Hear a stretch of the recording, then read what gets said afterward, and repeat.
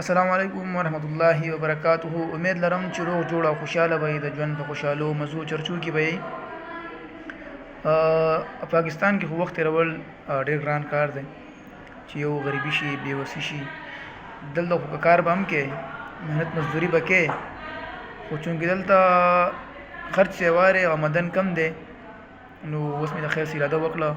بېګا خلکو په کور کې مې راته وویل چې یاره بس ته لاړ شه مسافرۍ له سعودي عرب ته لاړ شه او هلته به دې کم سے کم انشاءالله العزیز ژوند ښه شي، کم سے کم د ښځې عمره به مو وکړو د خیره سره. هسې نور خو زمونږ څه وس نشته سعودي عرب کې څه وکړو، خو انشاءالله د خیر سره اراده مې کړله. الله دې رحم کرم وکړي چې اوس هم دې اراده چې کومه تقویت میلاو شي او ویزا له د خیره سره راشي او انشاءالله بهر لاړ شو. ځکه اوس مې اورېدلی دي چې د پاکستان او د سعودي عرب په منځ کې معاهده شوې ده، دفاع معاهده. نو دغه معاهدې نه وروسته د پاکستانو خلکو ډېر قدر پیدا شوی دی. ډېرو ملګرو وویل چې یاره اوس دلته په سعودي عرب کې د پاکستانو مسافرو ډېر زیات قدر عزت احترام شروع دی کېږي.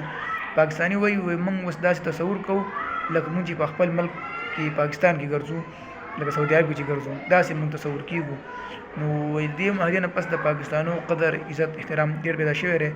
نو دا موږ د مسافرو نه تپوس کوو چې آیا دا حقیقت دی، دغلته رښتیا د مسافرو قدر عزت احترام سیوا شوی دی که نه داسې پروپاګنډه دروغ دي.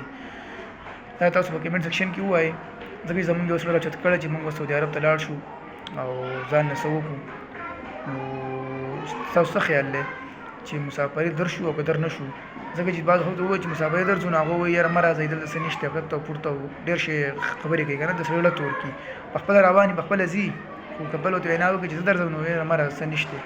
نو تاسو نه تپوس کوم چې تاسو څه وایئ، په کمنټ سیکشن کې راته ووایئ چې بیا موږ رښتیا تیاري وکړو چې درشو د خیره سره انشاءالله العزیز. ښه